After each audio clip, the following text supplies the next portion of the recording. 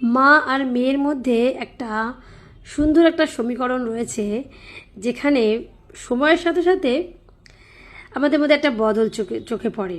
মানে মা আর মেয়ের সম্পর্কের মধ্যে একটা বদল চোখে পড়ে, আর সেটা সময়ের সাথে সাথে একদম চেঞ্জ হতে থাকে। যেমন প্রথমেই বলা যায় যে একটা মেয়ে সন্তানের বা ছেলে সন্তান বলা যেতে পারে, কিন্তু আপাতত মেয়ে নিয়েই বলি, যে একটা মেয়ের যখন 5 বছর বয়স হয় তখন সেই মেয়েটা ভাবে যে মাই আমার নিরাপদ আশ্রয়স্থল, মায়ের মতো কেউ হতে পারে না, মা থাকা মানেই আমার সব কিছু, এটা ভাবে, এটা 5 বছর বয়সে। কিন্তু সেই মেয়েটা যখন 7 বছর বয়স হয় তখন তার মনে হতে থাকে যে আমি মায়ের মতোই হব। এই যেমন আমার মেয়ে এখন 7 বছরে, আমার মেয়ে সবেতেই কিন্তু চায় যে ও আমার মতো হবে, আমার মতো রান্না করবে, আমার মতো ঘর গোছাবে, মানে আমার যা যা ভালো গুণ সেইগুলো মানে সব কিছু নিয়ে গুছিয়ে রাখবে, সুন্দর করে সাজিয়ে গুছিয়ে। আমি খুব ঘর সাজাতে ভালোবাসি, সুন্দর রান্না করতে ভালোবাসি, তো এগুলো আমার মেয়ে এখন 7 বছর বয়স। তো সে বলে যে মা আমি এখন তোমার মতো হতে চাই, মানে আমি বড় হয়ে তোমার মতো হতে চাই। যখন সেই মেয়ে 7 বছর থেকে আস্তে আস্তে বড় হবে, 10 বছর হবে, তখন সেই মেয়ে তখন বলবে, যেটা সবাই বলে ইন জেনারেল, যে মা সব কিছু জানে, কোনো কিছুর অসুবিধা হলেই মাকে বলি, মা সব জানে, মাকে বললেই এইটার সমাধান হবে, কারণ মা তো সব জানে। মাকেই এটা বলে দেখি, কারণ মা আমার পছন্দটা জানে এবং সেই অনুযায়ী আমাকে কিছু কিনে দিতেও পারবে। তো এই সব কিছুতে কি হচ্ছে যে মা সব জানে।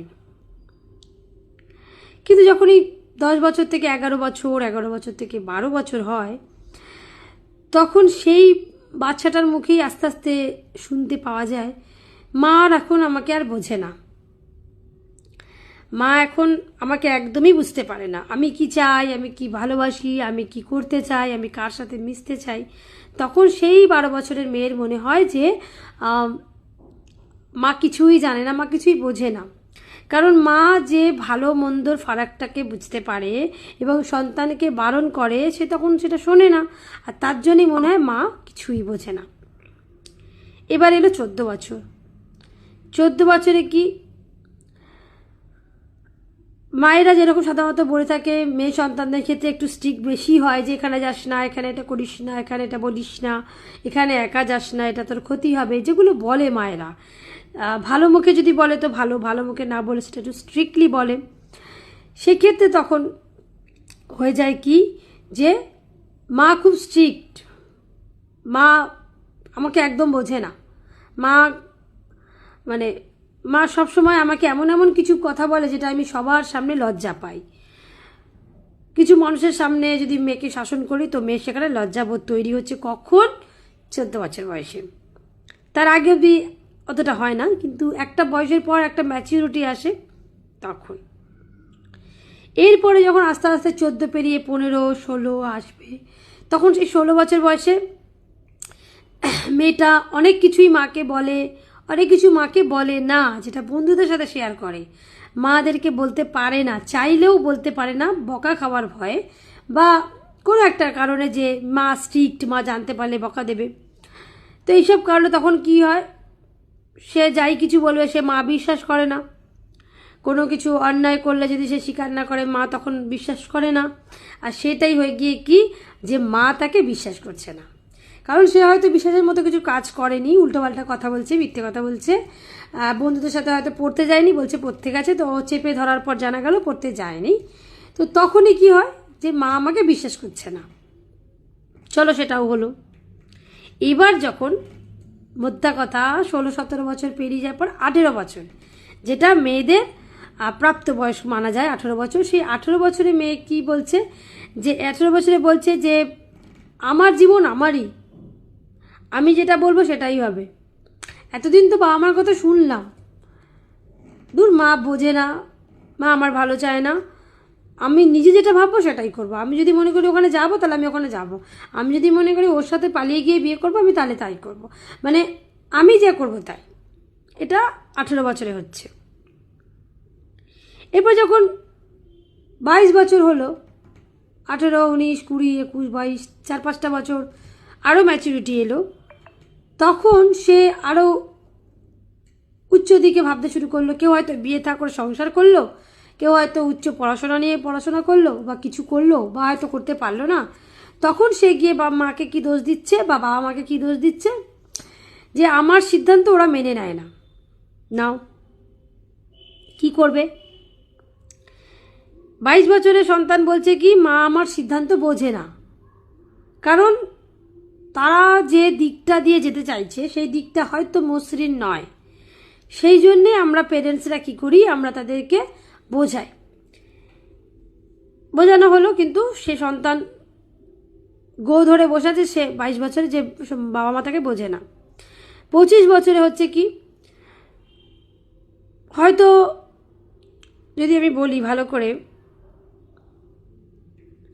25 বছরে যখন সে কোনো একটা ঠেকে ঘা খেয়ে একটু শিখবে, অনেক আছে যারা পালিয়ে গিয়ে কম বয়সে বিয়ে করে নেয়, একটা মোহের টানে চলে যায়, তারপরে যখন সংসার করে সেই সংসারটা ভালোভাবে চলছে না, অভাব অনটন অনেক রকমের কিছু হতে পারে, তখন গিয়ে সেই 25 বছরের মেয়েটাই বলছে যে মাই ঠিক ছিল, মা আমাকে সেই টাইমে যে বারণ করেছিল, মা ঠিক ছিল বলেই বারণটা করেছিল। তখন যদি মায়ের কথাটা শুনতাম খুব ভালো হতো।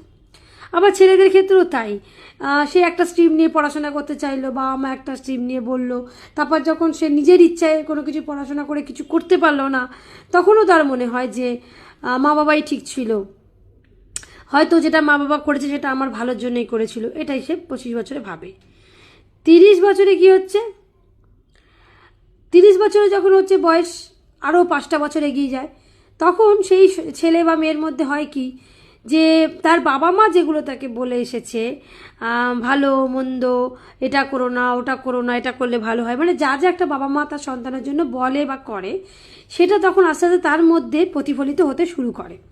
সে তখন ওটা বিশ্বাস করতে শুরু করে, ভাবতে শুরু করে যে বাবা মা যেটা বলেছিল বা করেছিল সেটা আমার ভালোর জন্য তো বলেই ছিল, আর আমিও এখন সেরকমই কিছু বলছি, বা আমি এখন সেরকমের সেই দিক দিয়েই এখন আমি যাচ্ছি, সেইগুলোই এখন আমি করছি। কারণ 30 বছর বয়সে সে তার একটা সন্তানের জন্ম দিয়ে দিয়েছে অলরেডি, সে তখন ঠিক সেই একই জিনিসগুলো সন্তানের ওপরেও করছে, এটা করিস না, এটা করিস না, বাজে বন্ধুর সাথে মিশিস না, মানে যেগুলো যেগুলো ওর লাইফে ঘটেছিল। তখন কি হয়, সে ভাবতে শুরু করে যে 30 বছর বয়সে যে আমার যে অভ্যাসগুলো, আমি বাবা মার অভ্যাসগুলোই আমি অ্যাকচুয়ালি আস্তে আস্তে নিজের মধ্যে পাচ্ছি। এবার যখন আরও 5টা বছর যায়, মানে 30 বছরের থেকে যখন 35 বছর যায়, সন্তানকে মানুষ করছে, সন্তানের জন্য স্ট্রাগল করছে, তখন সেই সন্তানটাই বুঝতে পারে যে তার মা কেন তার মানে তাকে এই কথাগুলো বলতো, এবং সে 35 বছরে এসে বুঝতে পারছে সেই সন্তানটা যে তার মা যেগুলো যেগুলো বলেছিল, বাবা বলেছিল, তার বাবা মা তার জন্য কী কী ত্যাগ করেছিল, সে আজকের ডেটে মানে সেই 35 বছরের দোরগোড়া এসে সে বুঝতে পারছে তার বাবা মা তার জন্য কী কী ত্যাগ করেছিল, যেটা কিন্তু সে আগে বোঝেনি। তো 35 বছরে কিন্তু সে ঘুরে ফিরে সেই বাবা মার ত্যাগগুলোই বুঝতে পারছে। এবার আসছে, আরও দিন গড়িয়ে যাচ্ছে, আরও দিন যাচ্ছে, মানুষের বয়স 35-40 বছর যাচ্ছে।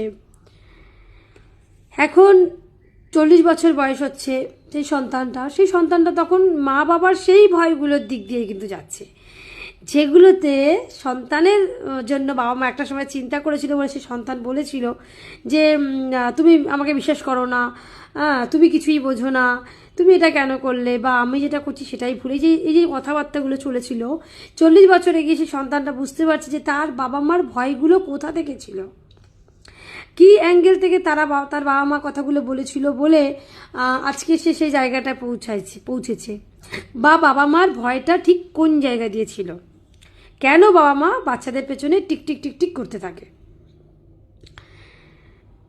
এইরকম অবস্থাতে সন্তানরা তো দিন যাপন করে, এটা আর কি বলবো আলাদা করে। এবার মানে মায়েরা সন্তানদেরকে সবসময় কন্ট্রোল করার চেষ্টা করে, তখন কি হয়, বাবা মা যেভাবে তার সন্তানদেরকে কন্ট্রোল করেছিল মানে যে সন্তানটার কথা বলছি, বাবা মাকে যখন সন্তান মানে কন্ট্রোল করেছিল, এখন সেই জিনিসটা কিন্তু সে তার সন্তানদের মধ্যে করছে। সেই একই জিনিস আবার রিপিট হচ্ছে 5 বছর 10 বছর 12 বছর করে করে সন্তানের সাথে সাথে বাবা মানে সেই সন্তানের সাথে সাথে তারপরের জেনারেশনের সন্তানের সেই একই সমীকরণ চলছে। আর যখন 40 বছর পেরিয়ে গেল, 45 বছর পেরিয়ে গেল, মানে 45 বছরে যখন তার মনে হলো যে বাবা মা কেন তাকে কন্ট্রোল করছিল, বাবা মা কেন তার জন্য ভয় পাচ্ছিল, কেন তাকে গাইড করতো, যখন সে 45 বছরে বুঝতে পারছে, কারণ তারও সন্তান হয়ে গেছে, সেই একই ফেজ সে মানে ফেজের মধ্যে দিয়ে যাচ্ছে, তার সন্তানকেও সে কন্ট্রোল করছে, ভয় ভয় দেখাচ্ছে যে এটা করিস না, এটা করলে ভালো হয়, এটা করলে মন্দ হয়। তো এবারে যখন 50 বছর হয় তখন সে কিন্তু মানে বুঝতে পারে বাবা মার সেই ত্যাগটাকে, এবং বুঝতে পারে এই কথাটা মেনলি যে আজ যদি বাবা মা থাকতো তাহলে তাকে আমি জড়িয়ে ধরতাম, তার কাছে গিয়ে একটু বসতাম, তাকে তার সাথে তর্ক করতাম না, তার সাথে কম তর্ক করতাম, বা মা বাবার কথাটাই যে ঠিক সেটা অ্যাটলিস্ট বাবা মার কাছে গিয়ে বলতে পারতাম যে বাবা মা তুমি যে সম্পর্কগুলো মানে একটা বয়সের পরে যেরকম তুমি যে বয়সে যে জিনিসগুলো নিষেধাজ্ঞা করেছিলে, যে জিনিসগুলো যে বয়সে তুমি বুঝিয়েছিলে, কন্ট্রোল করেছিলে, কিংবা বলা ভালো যে গাইডেন্স দিয়েছিলে, আজকে সেই জিনিসগুলো আমি আমার সন্তানদের মধ্যে করছি। তো এইটা থেকে এটাই বোঝা যায় যে পৃথিবী যেরকম গোল, আমাদের জীবনী শক্তিটাও কোথায় গিয়ে সেই একই জায়গায় আছে। সেই বাবা মার সাথে সন্তানের যে সমীকরণ সেটা কখনোই বদলায় না। বাবা মা যেরকম বয়স বাড়ছে, বাবা মা যেরকম বৃদ্ধা হচ্ছে, সন্তানও বড় হচ্ছে, বৃদ্ধ একদিন সে হবে। কাজেই এইটা চক্রাকারে কিন্তু হতেই থাকবে। আজকে আমার বাবা মারা বয়স হয়ে গেছে, আমরা ইয়াং আছি, কয়েক বছর বাদে আমরা বৃদ্ধা হয়ে যাব, আমাদের সন্তানেরা ইয়াং থাকবে, দেন নেক্সট। কিন্তু এই যে গাইডেন্স, এই যে বোঝানো, এই যে ফিল করানো, এই ত্যাগ করা, সন্তানের ভবিষ্যৎ নিয়ে চিন্তা করা, তাকে গাইড করা, তার ভালো মন্দের বোধ তৈরি করা, এই যে জিনিসগুলো জেনারেশন ওয়াইজ চলবে।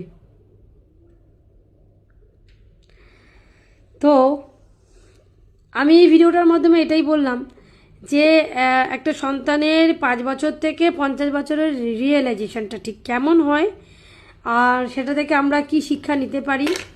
আমাদের নিজস্ব জীবনে যদি এটা কোথাও একটা রিলেটেবল মনে হয়, অবশ্যই কমেন্ট করো যে তোমাদের এরকম ফিলিংগুলো হয় কিনা, বা তোমাদের এই ফেজের মধ্যে দিয়ে যাচ্ছ কিনা, অবশ্যই কিন্তু কমেন্ট করো। ধন্যবাদ।